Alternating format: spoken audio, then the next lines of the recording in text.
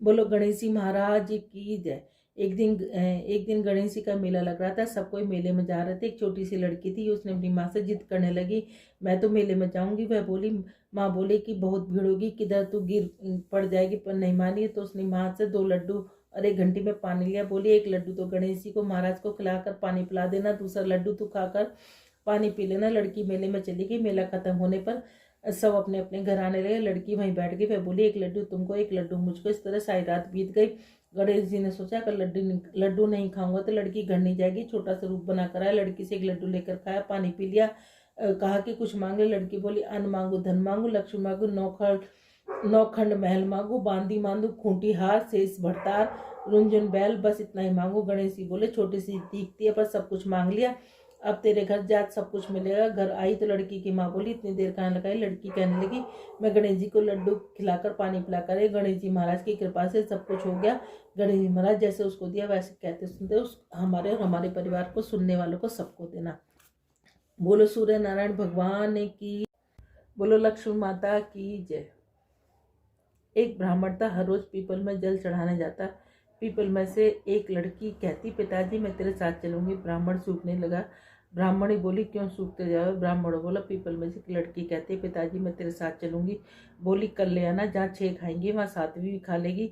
दूसरे दिन ले आया। उस दिन आटा मांगने गया तो थैली भर भर के मिला। आटा छानने लगी। बोली, माँ मैं छानूंगी ना, पावनी बेटी धोली हो जाएगी ना, मैं तो छानूंगी। उसने छाना, परात भर गई। खाना बनाने में लगी। तब मैं भी बोली, माँ मैं बनाऊंगी। माँ बोली, ना बेटा तेरी उंगली चल जाएगी। ना माँ मैं ही बनाऊंगी। रसोई में 36 प्रकार के भोजन बनाए, सबने पेट भर भर के खिलाया। दूसरे दिन और दिन भूखे रहते थे, उस दिन पेट भर के खाया। अब थोड़ी देर बाद उनका भाई आया, बोला, जीजी मुझे भूख लगी है, रोटी खाऊंगा। बहन सोच में पड़ गई, सबने खा लिया, कहाँ से खिलाऊंगी। बेटी बोली, माँ क्या बात है, तेरा मामा है, रोटी खाएगा। रसोई में गया, 36 प्रकार के भोजन बनाए, लाकर मामा को जिमा दिया। जीजी ऐसा भोजन मैंने कभी ना खाया जैसा आज खाया। भाई तेरी पावनी भांजी आई, उसने बनाया था। मामा खाकर चला गया। शाम हुई और बोली, माँ चौकी पर दीवा जलाकर बैठा दो, मैं कोठी में सोऊंगी। ना बेटी तू डर जाएगी ना, मैं तो कोठे में ही सोऊंगी। कोठे में सो गई। आधी रात को उठी, चारों तरफ आँव फिराई, धनी धन हो गया, जाने लगी। बाहर बूढ़ा ब्राह्मण सो रहा था।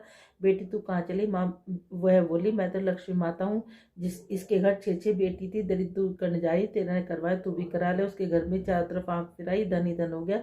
सवेरे उठकर ढूंढने लगे, पावनी बेटी कहाँ गई। ब्राह्मण बोला, वह तो लक्ष्मी माता थी, तेरे साथ साथ मेरा भी दिल दर्द दूर करे। हे लक्ष्मी माता, जैसे उसके दिल दर्द दूर करे वैसे कहते सुनते सबके करना, और हमें और हमारे परिवार के सबके करना। बोलो महामास की कथा, बोलो महामास की जय, बोलो विष्णु भगवान की जय, बोलो लक्ष्मी माता की जय। सतयुग में एक राजा था, उसका नाम हरिश्चंद्र था। हरिश्चंद्र अत्यंत धार्मिक भावना के व्यक्ति थे। उनकी प्रजा हर तरह से सुखी थी। उनके राज्य में एक ब्राह्मण के यहाँ पुत्र पैदा हुआ तो उस ब्राह्मण की मृत्यु हो गई। ब्राह्मण की पत्नी अपने पुत्र को पालती हुई गणेश चतुर्थी का व्रत एवं पूजन किया करती।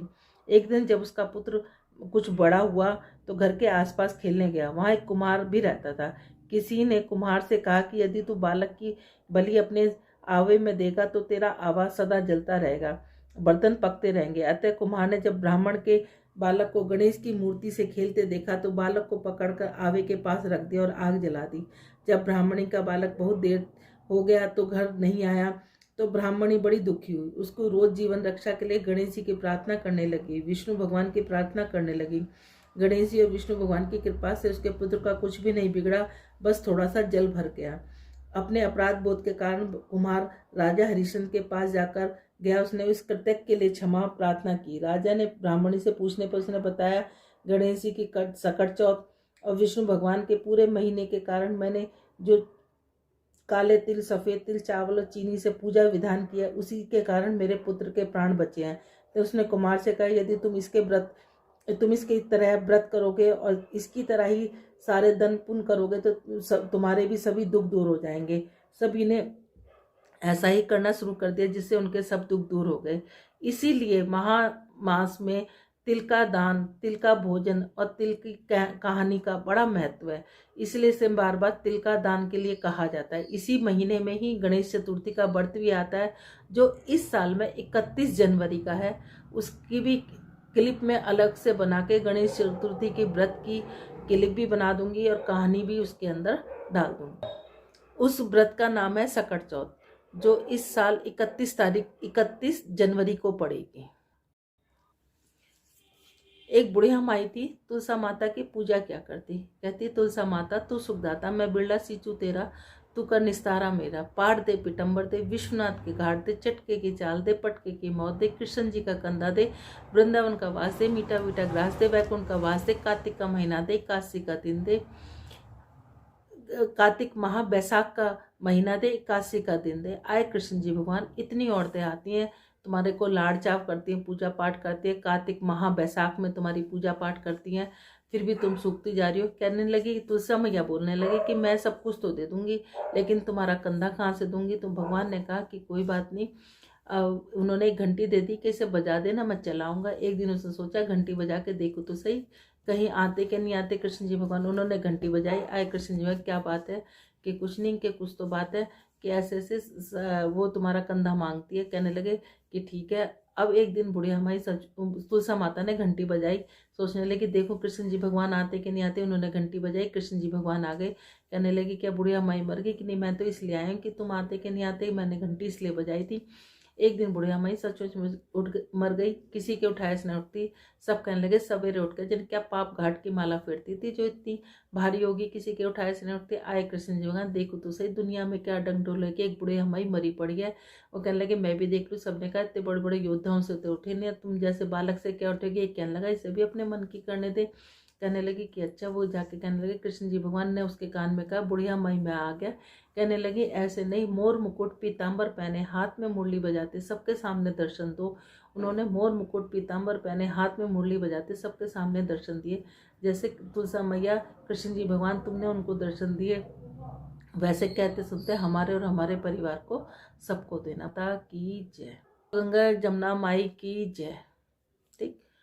एक बार गंगा जमुना किसान के खेत से जा रही थी, तो जमुना माई ने 12 दाने तोड़े। तो गंगा माई कहने लगी, तूने तो 12 दाने तोड़े, तो ये तो चोरी का पछावन लग गया। वो कहने लगी कि कैसे होता रहेगा, तू सेठ के यहाँ 12 वर्ष नौकरी कर ले। उसने सेठ के यहाँ 12 वर्ष नौकरी कर ली। अब उसने सेठ से जाके कहा कि मैं तेरे घर 12 वर्ष नौकरी करूँगी, लेकिन बर्तन नहीं मांजूंगी, झाड़ू नहीं लगाऊंगी, दिया नहीं चासूंगी। उसने कहा बहुत काम करने वाली है, जरा जो काम दिल करे वो काम कर ले। और गंगा जमुना माई वहाँ रहकर काम करने लगी। 12 वर्ष बाद आया गंगा का नहान, गंगा का मेला लगा बड़ा। तो वहाँ जाके सेठ सेठानी गंगा नहाने जाने लगे। तो वो कहने लगे कि तुम भी चलो, कि नहीं, कि मैं नहीं जाऊँगी। कि उन्होंने कहा कि मेरा ये सोने का टका मेरी बहन गंगा को दे देना। अब किसान वहाँ जाके नहाए धोए और जाके उन्होंने आवाज़ लगाई, हे गंगा माई तेरी बहन जमुना ने सोने का टका दिया है, गोरी गोरी भैया हरी हरी चूड़ियाँ पहने, 2 हाथ निकले। उन्होंने कहा उसका कहना 12 वर्ष पूरे हो गए। उन्होंने जाकर कहा कि ये 12 वर्ष पूरे हो गए। तो कहने लगे कि ठीक है, कि ठीक है। अब उसने आके कहा, गंगा जी से आके सेठ सेठानी ने कहा कि तुम्हारे 12 वर्ष पूरे हो गए। वो सहज धारा भर के बह निकली। सेठ सेठानी बड़ा दुख मनाने लगे, औंधे पड़ गए कि हमसे तो बड़ा दोष लग गया हमें तो, क्योंकि हमने जमुना माई से काम कराया। अब गंगा माई ने पूछा कि तूने कुछ कह के आई है, धीरज बंधा के आई। न मैं उन्हें कुछ कह के आई, न धीरज बंधा के आई। जाओ उन्हें कह के आना, धीरज बंधाना, कहना तुम्हारा कोई दोष नहीं है, 7 जन्म 7 पीढ़ी तुम्हारे घर में अन्नपूर्णा लक्ष्मी सरस्वती का वास होगा। जैसे गंगा जमुना मैया तुमने उनको दिया, वैसे कहते सुनते हमें और हमारे परिवार को सबको देना। बोलो गंगा माई की। बाद हमें वार की कहानी कहनी है। ये 5 कहानी हमें डेली कहनी है। उसके बाद हमें महात्म कहना है यही, और यही करने से ही हमें ये पूरे माह के महात्म का पूरा हमें फल मिलेगा। बृहस्पतिवार की कहानी। वीरवार जी की जय, विष्णु भगवान की जय। 2 बहन भाई थे। बहन बृहस्पति देवता की पूजा किया करती। बृहस्पति भगवान आते, 4 लड्डू, एक चांदी का कटोरा देकर चले जाते। लड्डू खा लेती, कटोरा कोठरी में रख देती। एक दिन भावज ने कोठरी खोल कर देखी, कोठरी में से कटोरा जगमग हो रहा था। उसके पड़ोसन ने कहा, मेरी नंद इतने कटोरे कहाँ से ले आई, कोठरी में कटोरों की जगमग हो रही है। पड़ोसन बोली, अपने आदमी से कही। वह बोली, मेरा आदमी नहीं सुनेगा। बोली, दाल का चमचा भात में, भात का चमचा दाल में दिया। उसने वैसा ही किया। वह बोला, पागल हो गए। वह बोली, पागल मैं नहीं हो रही, पागल तो तुम्हारी बहन हो रही है। पता नहीं इतने कटोरे कहाँ से ले आते। कोठरी में कटोरा की जगमग हो रही है, इसी से घर से निकाल दो। भाई बोला जीजी मामा के घर चलेंगे। वह जानती थी कैसे मामा के घर जाते हैं। वो बोली जहाँ केले का पेड़ और मंदिर हो वहाँ उतारती। वह बोला अच्छा। जंगल में जाकर देखा जहाँ केले का पेड़ था मंदिर था, उतार दिया। बृहस्पतिवार का दिन था। केले की पूजा करी। बृहस्पति महाराज आए, 4 लड्डू एक चांदी का कटोरा देकर जाने लगे। वो पेड़ के पीछे छिपकर खड़ा गया तो उसे पैर पकड़ लिए। बृहस्पति महाराज बोले पापी ते मेरे पैर छोड़, कुंवारी कन्या के कलंक लाते तो ये शर्म नहीं आती है, सत के व्रत करती है। मैं इसे देकर जाता हूँ, इसका पीछा भूल कर भी मत करना। बहन को लेकर घर आ गया। उसकी भाभी दरवाजे पर खड़ी थी। वह बोली तू इसे फिर ले आया। वह बोला मेरी बहन को कुछ मत करना, मेरी बहन तो बृहस्पति भगवान के व्रत करती है, वो इसे देकर जाते हैं। भाभी बोली मैं देखूंगी इसके। बृहस्पति महाराज सारी नगरी में बोलाई अपने अपने बच्चों को लेकर आना, मेरी नंद बृहस्पतिवार के व्रत रखती है, सबको 4 लड्डू चांदी का कटोरा मिलेगा। अब वो एक टांग पर खड़ी होगी। हे बृहस्पति महाराज मेरी लाज रखियो। उसने 3 बार कही। बृहस्पति महाराज आए, सबको 4 लड्डू चांदी का कटोरा देकर चले गए। बृहस्पति महाराज जैसे उस लड़की की लाज रखी वैसे कहते सुनते हमारी और हमारे परिवार की सबकी रखना। बोल बृहस्पति महाराज। 8वां अध्याय। बोलो महामहत्तम की जय। श्रीमन नारायण नारायण नारायण लक्ष्मी नारायण नारायण नारायण। यमदूत कहने लगे तुमने बड़ी सुंदर वार्ता पूछी है। यद्यपि मैं पराधीन हूँ फिर भी तुम्हारे स्नेहवश तुम्हारी बुद्धि के अनुसार बतलाता हूँ। जो प्राणी काया वाचा मानसा कभी दूसरों को दुख नहीं देते वे यमलोक नहीं जाते।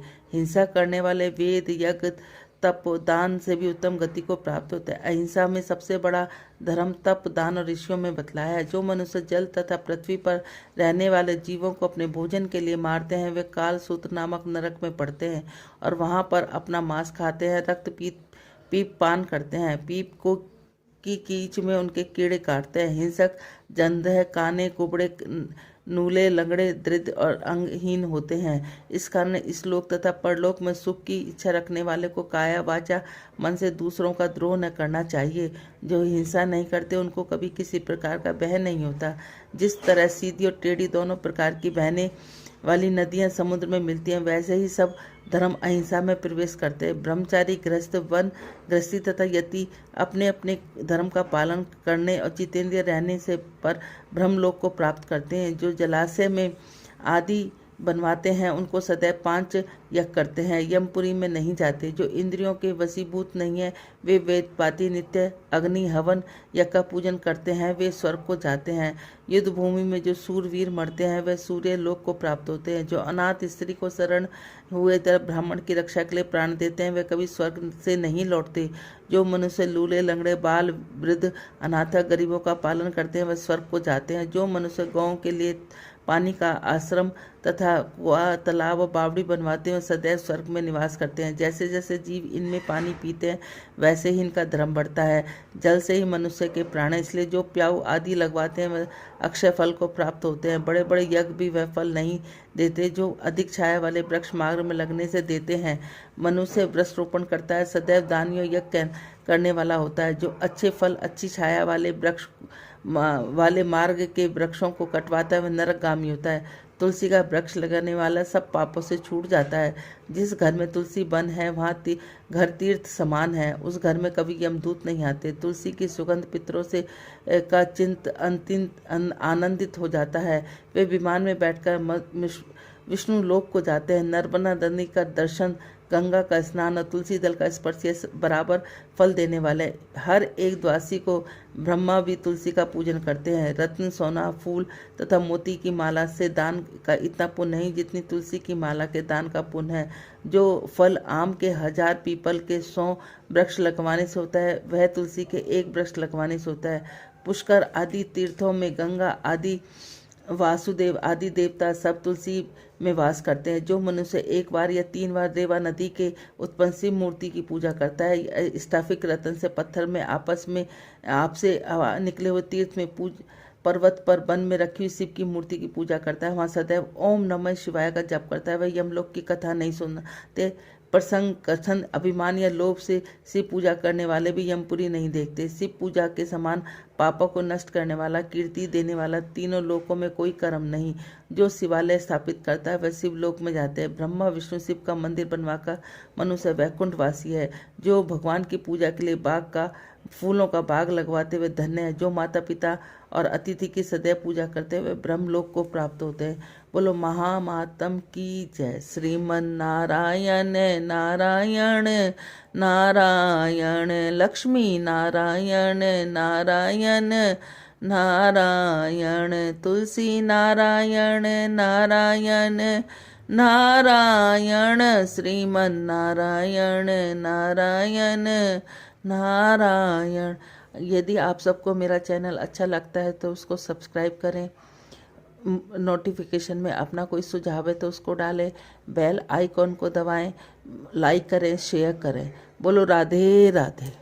आपको हमारे वीडियोस अच्छे लगते हैं तो हमारी वीडियोस को लाइक करें और शेयर करें, हमारे चैनल को सब्सक्राइब करें और सब्सक्राइब के साथ जो बेल आइकन है उसको भी प्रेस करें ताकि आपके पास हमारी नई वीडियोस की नोटिफिकेशन आते रहें।